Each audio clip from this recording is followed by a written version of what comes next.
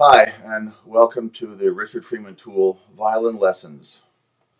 We have today a presentation on vibrato. Vibrato is the sound of the violin when the finger goes back and forth, making the string shorter and longer, creating a oscillation in frequency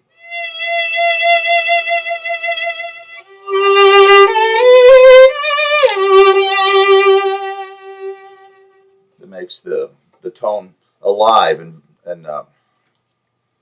vibrant.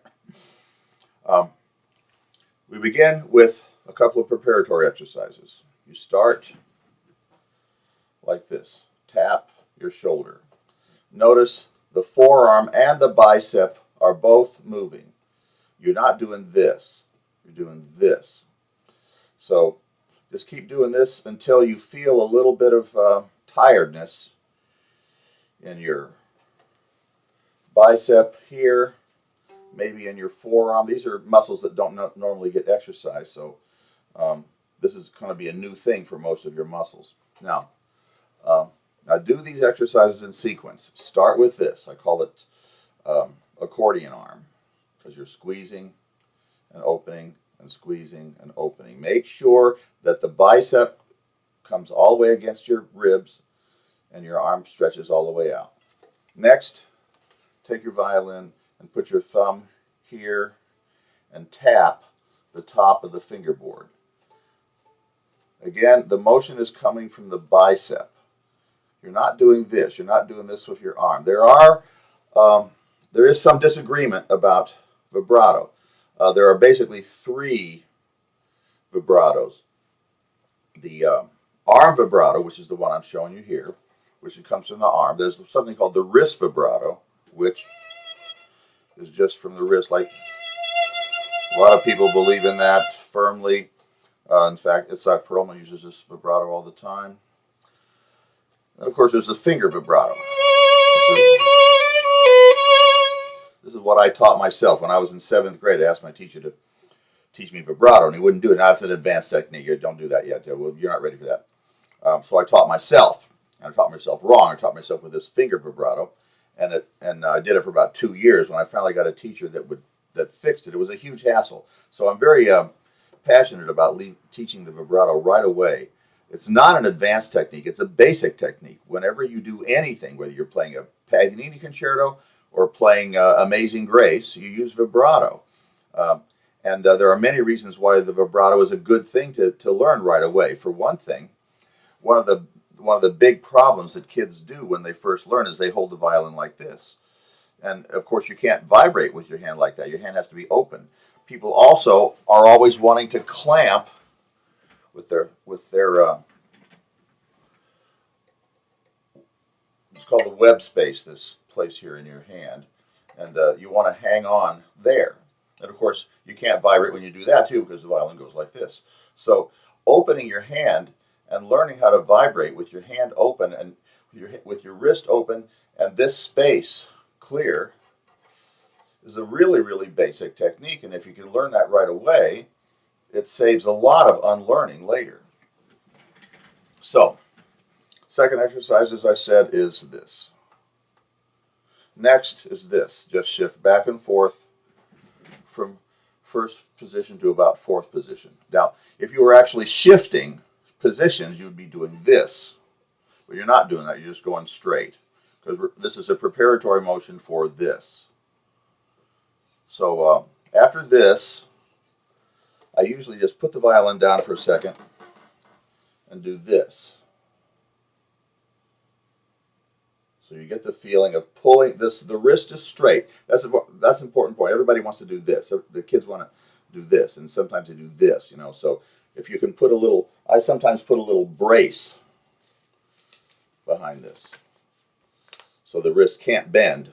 So we know the motion is coming from here straight up to the finger. Okay. Next, we get this feeling. Roll over onto the fingernail, roll back. Onto the fingernail, your fingers completely scrunched up, straighten it out. So the motion looks like this.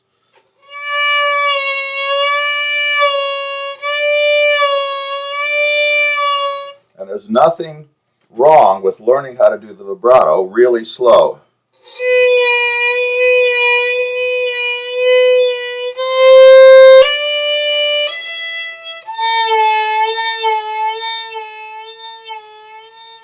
A student of mine a long time ago dubbed that the seasick sailor sound. The seasick sailor sound is necessary in order for you to speed it up. What happens, you see, if you try to skip steps, try to do it too fast, what happens is your push and pull muscles get mixed up. And instead of going smoothly, they start fighting with each other, and you start getting this.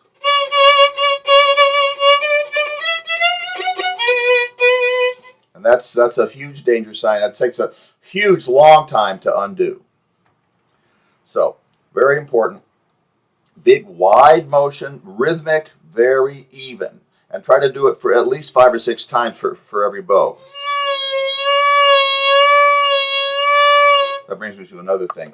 A lot of people have hard time, coordinating the many motions here and one motion here. So we just do it without the violin ones. Usually you start doing this. Where this wiggles, that wiggles. Like that. We don't want that. Well, this has to be one long motion. 1, 2, 3, 4.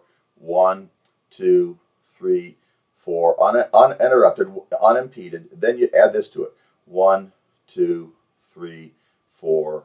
1, 2, 3, 4. When you can do that and you can do this, you should be able to put it together. So, what you do then is find a piece like Arioso or the Allard A minor etude, or anything that has long notes followed by some other kind of note. The Bach Gounod Ave Maria is a nice one.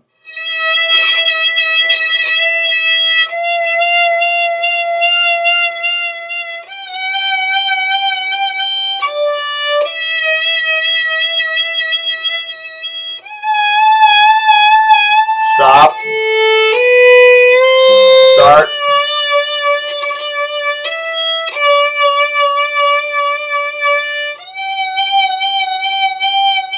Stop. Start. The first task is to learn how to turn it on and turn it off. Now, skipping ahead, should take about a month to 2 months to get something sounds decent like that. Now, once you get a good sounding vibrato, then you have to remember one other very important musical thing, which is that the vibrato is not one speed. The vibrato is an expressive device, and it is connected with the idea of intensity. So the higher you go, the more intense you play, the faster it goes. When the music relaxes, the vibrato slows down. See, this is one of the problems. A lot of kids learn how to do one speed. It's a little jerk. And so it has no expressive quality because it's just like a little synthesizer. You turn it on, it has one speed vibrato. So we got to learn how to control it. Now I've got this little accompaniment to the meditation from Thais by Massenet. So we'll hear a little bit of this, and I'll show you all the listen for all the different speeds of vibrato I'm doing.